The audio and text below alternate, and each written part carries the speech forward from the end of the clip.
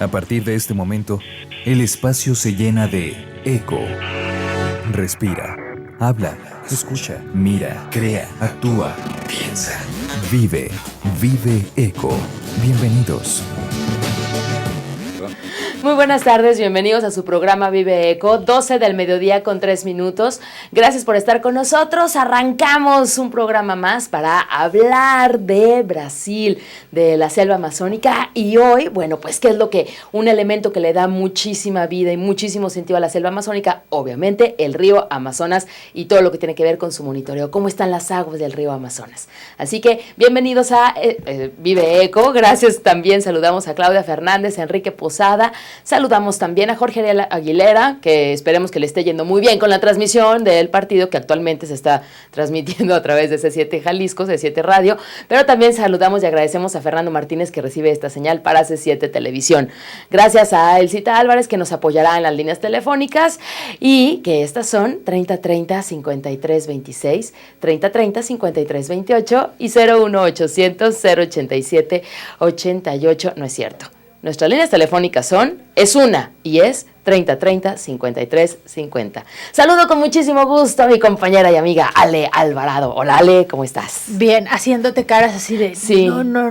El día de hoy tenemos una sola línea telefónica porque como no estamos transmitiendo en radio, se puede comunicar, ya dijo Bego, al 3030-5350, pero también agréguenos en Facebook, nos encuentran como Vive Espacio Eco o en Twitter como @vive_eco. Háblenos, díganos qué les ha parecido estos programas que hemos tenido relacionados directamente con Brasil, con la ecología de Brasil, la biodiversidad del Amazonas, etcétera. ¿Le gusta? Porque todavía nos quedan un par de semanas dedicadas a este tema. Vamos a ver qué sucede hoy en el planeta y ahorita comenzamos de lleno con el tema de nuestro programa de hoy. Haz eco. Vive eco. El impacto de los témpanos a la deriva como resultado del cambio climático está disminuyendo la variedad de especies cuyo hábitat es el lecho marino de baja profundidad, según un artículo que publica Current Biology. La vida en el lecho marino costero de la Antártida oscila entre los veranos plagados por los témpanos flotantes y los inviernos cuando escasea la comida, indica el estudio dirigido por David Burns del Instituto Antártico Británico. El estudio del material genético del quebrantahuesos permitirá conseguir tratamientos más eficaces y curativos contra la fibrosis quística y otras patologías humanas, apuntan los últimos resultados de una investigación realizada por la Universidad de Zaragoza. El análisis desarrollado desde el Laboratorio de Citogenética y Genética Molecular de la Facultad de Veterinaria de la Universidad de Zaragoza se centra en comparar el gen humano que controla la síntesis de la proteína CFTR, responsable de numerosas enfermedades graves, y el gen del quebrantahuesos. Más de 400 personas y 61 viviendas resultaron afectadas por las inundaciones y desmantelamientos de tierra que provocaron las lluvias en Guatemala en las últimas 48 horas. La zona más afectada fue el departamento de Quiché, en el norte del país, donde las lluvias afectaron a 360 pobladores y causaron daños en 55 viviendas, de acuerdo con un comunicado de la Coordinación Nacional para la Reducción de Desastres. Una mujer de un pueblo del sureste de China decidió transformar su casa de campo en una granja para la cría de cucarachas, insecto que en el país asiático se usa como ingrediente de medicinas tradicionales y del que la creadora llega a tener más de 100,000 ejemplares. Son mis hijos, mis bebés, asegura Joan Meisha, de 37 años, en una entrevista al diario Southern Metropolis Daily, donde contaba los secretos de la cría de estos animales. Haz eco.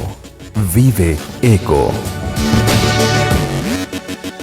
Continuamos en su programa Vive Eco y mandamos muchísimos saludos a todos nuestros compañeros de C7 Jalisco en Puerto Vallarta, a Gustavo Fernández, que muy oportuno nos manda esta colaboración. Mañana nos va a mandar una colaboración. Hoy estoy como en la luna, hoy estoy en Brasil, estoy en la selva amazónica, pero ¿qué les parece si nos vamos a ver cómo está la situación del río Amazonas?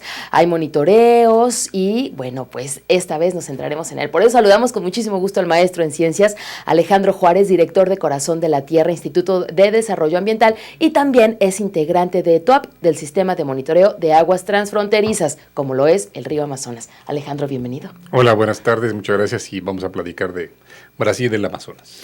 Primero que nada, a mí me gustaría saber qué es el TOAP y a qué se dedica. Claro, TOAP, son las siglas en inglés de, la traducción sería Herramienta de Monitoreo de Aguas Transfronterizas. Básicamente, las circunstancias que a nivel mundial hay una presión creciente, pues, de todos los sectores, todos los países, todos los grupos, por la cuestión de tener acceso al agua. El agua potable como tal, que se utiliza para cuestión de consumo humano, pero también para riego y para otros usos, es la misma que tenemos de disponibilidad en términos, digamos, teóricos. Pero en términos prácticos cada vez es menos por la cuestión justamente de que mucha de esta agua o se está contaminando y por lo tanto no se puede utilizar de forma correcta, o no se tienen los volúmenes que se tenían antes por la cuestión de que la recarga de los ríos y los lagos no está siendo en algunos casos lo que antes era. Una relación que existe muy fuerte y que de repente se nos olvida, sobre todo a la gente que vivimos en la ciudad, es el tema de que para seguir teniendo ríos y lagos sanos necesitamos forzosamente tener bosques. La relación entre unos y otros como que de repente no nos parece como tan clara.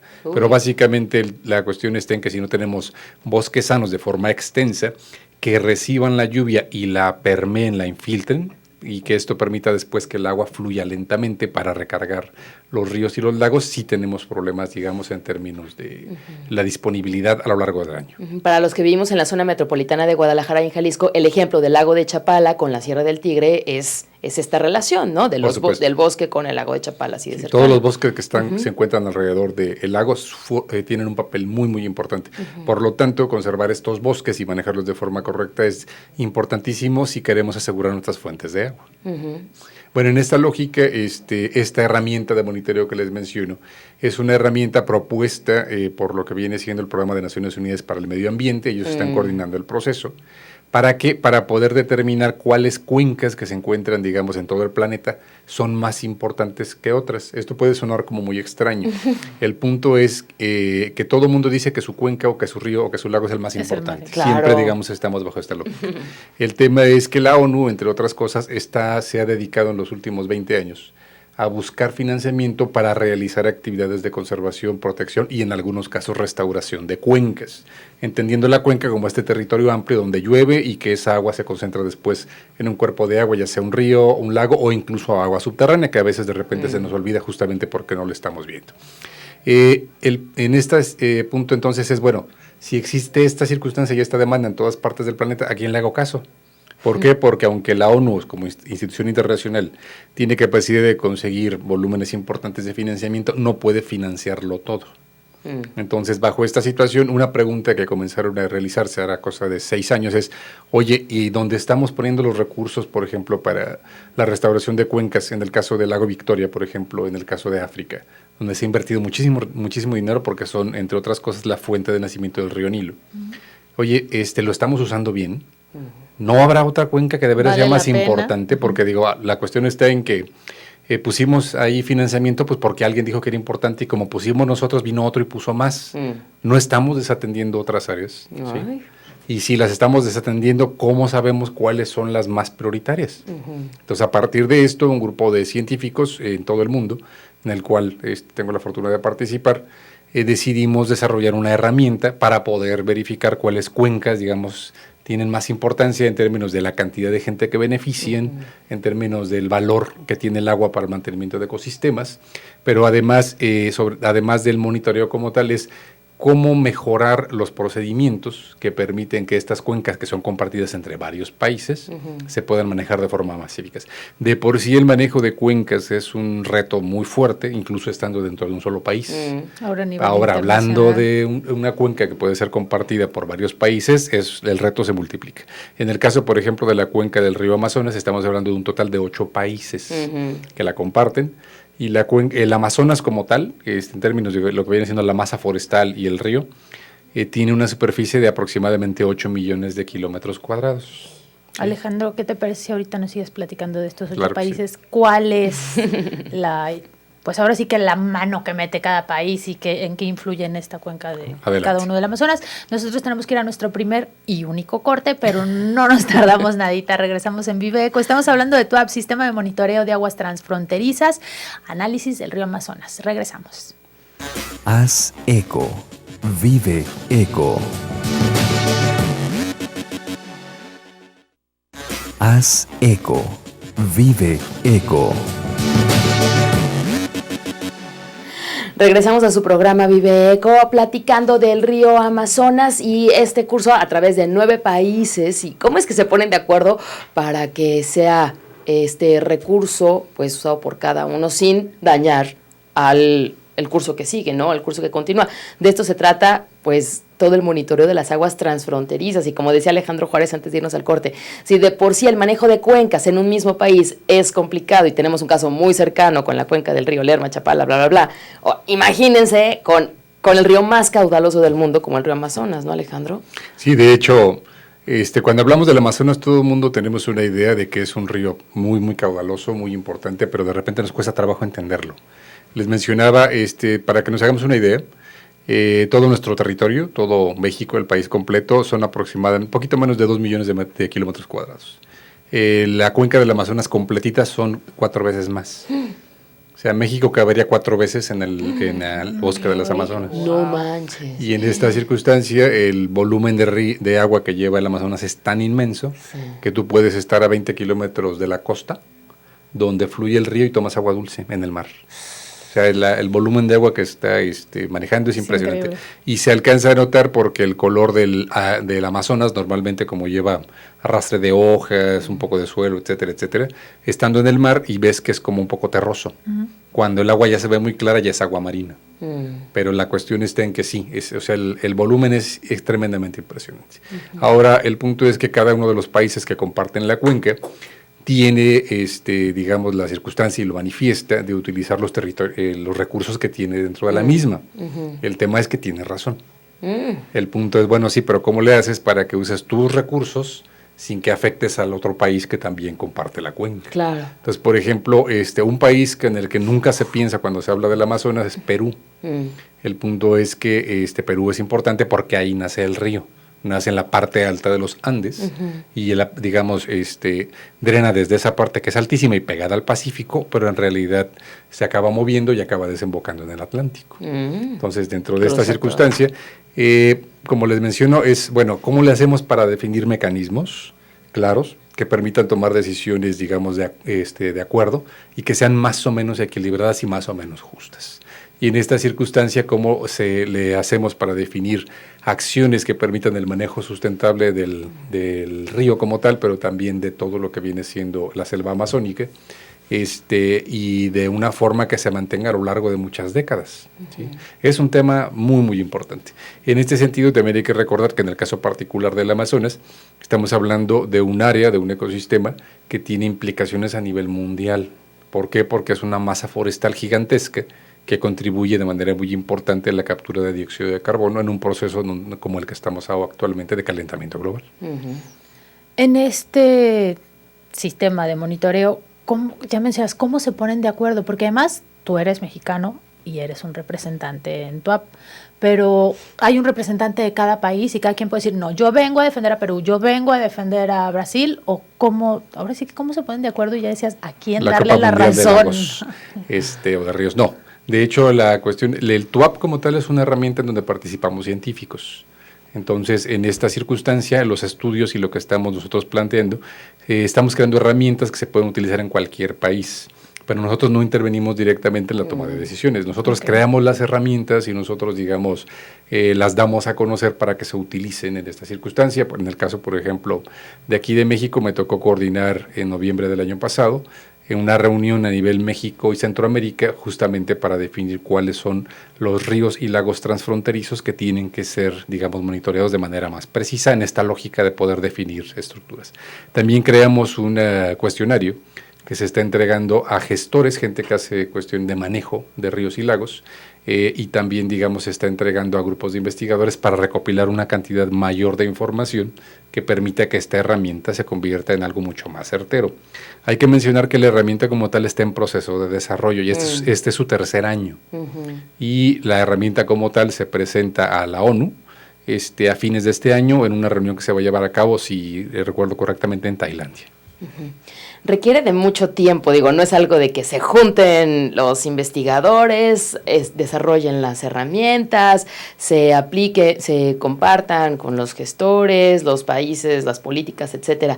Pero ¿se tiene dentro del TUAP alguna meta a largo plazo para darle un seguimiento? ¿Qué se espera con estas herramientas y en cuánto tiempo? Sí, lo que se espera es tener la herramienta que una vez que se tenga, digamos, como los indicadores, se puedan aplicar en una cuenca determinada y se puede decir, ¿sabes qué? Esta cuenca está bien, está regular, está mal, urgen acciones en el campo 1, en el campo 2 o en el campo 3. Y que esto se presente al conjunto de países, ahora sí, pero esto no lo realizaría el grupo de científicos, esto lo haría la ONU. Porque el instrumento es para ellos. Ellos, digamos, lo estarían, digamos, promoviendo para que se aplique y tendría mucho más peso justamente por el papel de instancia internacional que tiene la ONU en esta circunstancia. La ONU, a través específicamente del Programa de Naciones Unidas para el Medio Ambiente, o PNUMA en español, o UNEP en el caso de las siglas en inglés, ¿no? Por otra parte, también la herramienta sirve para ahora sí poder decir con criterios técnicos cuáles cuencas son más prioritarias.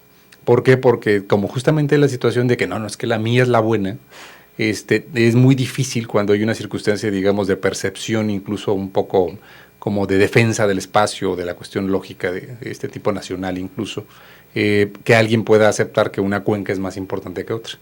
Pero la verdad está en que cuando tienes pocos recursos tienes que ser muy cuidadoso donde los pones, y sí es importante poder definir esto. La herramienta lo que va a poder permitir es que esto se realice con criterios técnicos, científicos, que digamos dejen nada de dudas con respecto a lo que viene siendo por qué una cuenca que está en el espacio 1 es, digamos, es prioritaria con respecto a la cuenca en el espacio 2. Todas son necesarias, todas son importantes, pero a nivel planetario sí hay algunas que son, digamos, una apuesta importantísima para la conservación de la salud del planeta. ¿Actualmente se tiene algún dato de cuál es la situación del río Amazonas y qué parte necesita más atención, o se están esperando? Mira, en términos generales, te podría comentar, ya tenemos un cuadro de 16 problemas que están presentes prácticamente en todos los lagos del mundo. En el caso, hablo aquí de lagos porque mi grupo de trabajo es de lagos, pero obviamente estamos trabajando en lagos-ríos. El lago no existe, digamos, como una unidad sola, sino que depende, por supuesto, del agua que le aportan los ríos. En esta circunstancia, por ejemplo, hay 16 problemas que están presentes prácticamente en todos los lagos del mundo y se construyó una tabla. Entonces, con esta tabla se puede monitorear si el problema, por ejemplo, de presencia de invasión de especies de peces exóticas o de malezas, ¿sí?, en un espacio determinado es grave, es mediano o es reducido. Pero también se identifica cuál es la causa de esta problemática. En el caso concreto de un tema que está presente prácticamente en todo el mundo, la invasión de malezas acuáticas, en una cantidad impresionante de lagos del planeta está presente el lirio acuático. No es exclusivo de América Latina, ya colonizó prácticamente una gran cantidad de cuerpos de agua en el planeta. El tema es, bueno, ¿por qué tenemos tanto lirio acuático? Podemos ir históricamente y decir, bueno, es que alguien lo introdujo porque era muy bonito, Bueno, sí, pero que alguien lo introduzca y que esta planta se propague y se convierta en un problema son circunstancias distintas. Si yo introduzco una planta, pero esta planta no tiene las condiciones para desarrollarse de esta forma tan espectacular, no lo va a hacer. ¿Cuáles son las condiciones que propicien que una planta como esta y otras similares infesten en algunos casos la circunstancia? Recordando, por ejemplo, aquí en el lago de Chapala, llegó a haber manchones de lirios de hasta 7,000 hectáreas. Para que alguien se haga una idea de lo que eso significa, una hectárea más o menos sería un bloque completo de una manzana aquí en la ciudad. Entonces, si es como si hubiera una colonia completa del lirio acuático flotando en el lago. Y no era el único manchón, estoy hablando de manchones individuales. Pero ¿por qué había tanto? Porque el tema en realidad es ese. Básicamente porque en el agua de Chapala, como en otros lagos del planeta, hay demasiado nutriente. Pero los nutrientes vienen de los fertilizantes que se utilizan alrededor. Entonces, si no se hace un manejo adecuado de los fertilizantes en las zonas agrícolas alrededor de los lagos, la lluvia llega, arrastra estos fertilizantes y entonces, pues, el lirio acuático y otras malezas están felices, porque tienen todo lo que requieren para poder desarrollarse. Creciendo. Entonces, el enfoque de la herramienta y el enfoque en sí de las acciones de manejo que estamos propugnando como este conjunto de científicos es que hay que atender la causa de la problemática. Este caso significa ordenar y manejar correctamente o de una manera, digamos, óptima las actividades agrícolas para evitar que haya un exceso de nutrientes en el agua.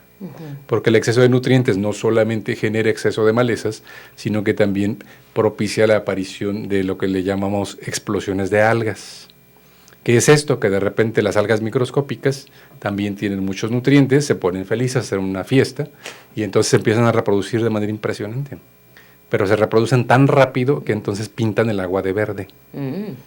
La cuestión está en que cuando se reproducen tan rápido, también se acaban de inmediato los nutrientes que están en ese momento en el agua, y cuando se acaban el nutriente y no pueden entonces seguir creciendo, se mueren todas. Ahí adentro. O sea, se mueren en el agua y al morirse se acaban con el oxígeno que está disuelto del agua, y esto tiene efectos muy fuertes en moluscos, en peces, y eso es una causa importante de mortandad de peces. Entonces, no es cualquier cosa. Claro. Estamos hablando de que hay procesos generados por el hombre que no nos damos cuenta la circunstancia entre lo que estamos teniendo como fuente de origen y los efectos que están generando. En el caso del río Amazonas, ¿tiene esta problemática de los fertilizantes a partir de las actividades agrícolas? Sí, la tiene. Sin embargo, digamos, en el río como tal, tiene la diferencia de que estas problemáticas de nutrientes se manifiestan de forma menos evidente o menos violenta, porque el río corre. En el agua está, digamos, está encerrada o tranquila. Tranquila. ¿Sí? En esta situación.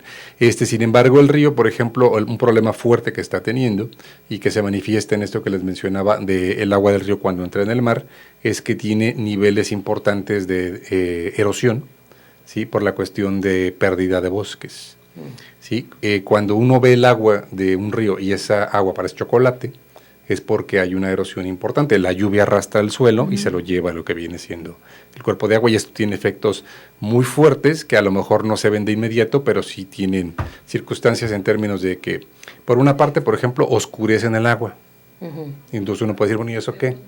El oscurecimiento del agua evita que la luz del sol penetre, y entonces muchas plantas, tanto microscópicas como visibles, tienen problemas para mantenerse porque no pueden hacer la fotosíntesis. No tienen luz, no pueden desarrollarse de forma correcta. Muchas de estas plantas representan recursos de alimento, de refugio, tanto para la fauna silvestre como para las personas. Entonces, a partir de una circunstancia muy específica y muy pequeña en apariencia, tenemos una serie de consecuencias que pueden llegar a ser muy graves. Alejandro, pues felicidades por ser parte de TUAP y muchas gracias. Obviamente se nos terminó el tiempo, pero esperamos tenerte pronto para que nos hables de cómo van sí, por supuesto, con los avances de las herramientas, ¿no? Claro que sí.